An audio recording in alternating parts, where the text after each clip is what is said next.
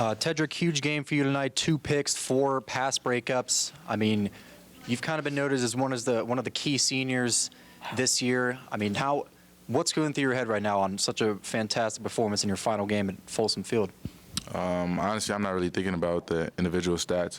I'm just happy that we won, and it's truly a blessing from God because nobody thought we'd be here, especially 4 years ago. But we kept our faith in Coach Mack and kept our faith in each other, and it's a blessing to see the excitement in the locker room, see the excitement on the seniors' faces, and see the excitement on Coach Mack's face. So, we got to keep it going though, because we're about to face a good UW team on Friday. Ted and Rick, you guys allowed 23 offensive touchdowns this year and forced 24 turnovers. What does that say about your defense? It says a lot. I think we got to give a lot of credit to our coaching staff. Coach Levitt came here, and also with Coach Thompson, and then I say they pretty much turned it around. We weren't getting that many turnovers, and Coach Levitt, he's been stressing that since I've been here, or since he first got here, to try to create turnovers, because we create turnovers and give the ball back to Cepho on the offense. They're gonna make something happen. So each and every game, we just try to go in there and create as many turnovers as we can. Rick, can you talk about the defense and the performance tonight? First off in the red zone, but then second off against Joe Williams, who's been just tearing up everybody for the last 5 weeks, and you guys really did a great job on him.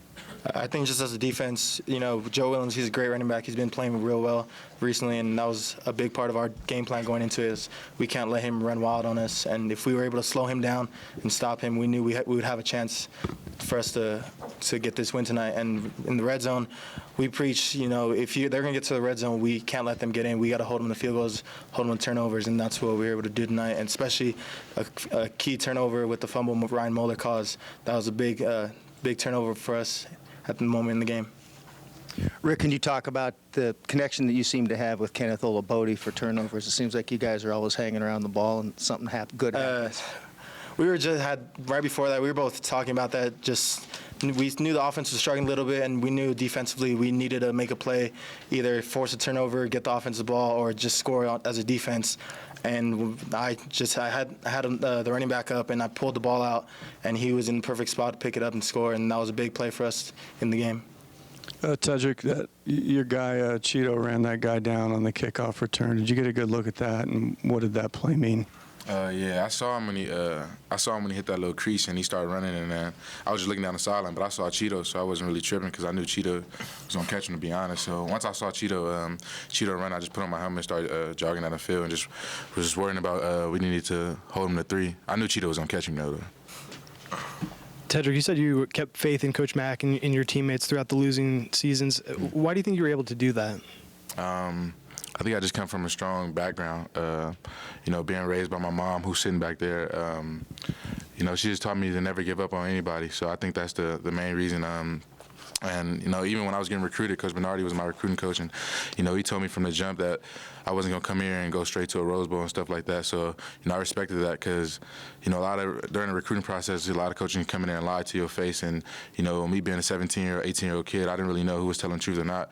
But with the help of God, helping my mom, my baby sister, my grandma, they got me to the right place. And you could just tell that Coach Mack, he truly cared about winning. So we gonna stick with him to the end. Okay. Sorry, fellas. When they had the ball 4th and 1 at the 34 early in the game, what were you thinking, that this was a real test of your pride, that they're going to try and do this on your 34? And how important was that stop for set the tone for the rest of the game? We definitely had a real prideful moment there, especially in the front 7. For them to go for 4th and 1 at that moment, we knew as a front 7 we had to make a play and we had to make a stop, and we did. And that was a big turning point in the game and helped the offense with good field position, which they weren't having early in the game. You were able to stop Utah 3 times for field goals. What was the mindset as you went out there knowing you had to put up the big D to keep the momentum down to a minimum? I think it's just the same mentality we've had all year. Like, we're going to play strong, tough defense no matter where we are on the field. If we're all the way backed up at our goal line or they're getting the ball from their goal line, either way, we're going to play strong, tough defense. And that was just a big moment. We just go out there and play.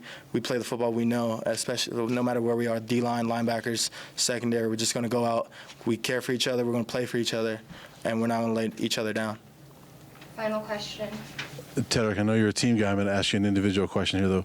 You got 7 interceptions this year, which ties the single-season school record. Can you talk about that? What that means to you to be, up there in the rankings with interceptions and to tie that record. I don't know. It's pretty crazy. Y'all probably gonna get tired of me saying it, but it really is a blessing, though. I don't really know what to say.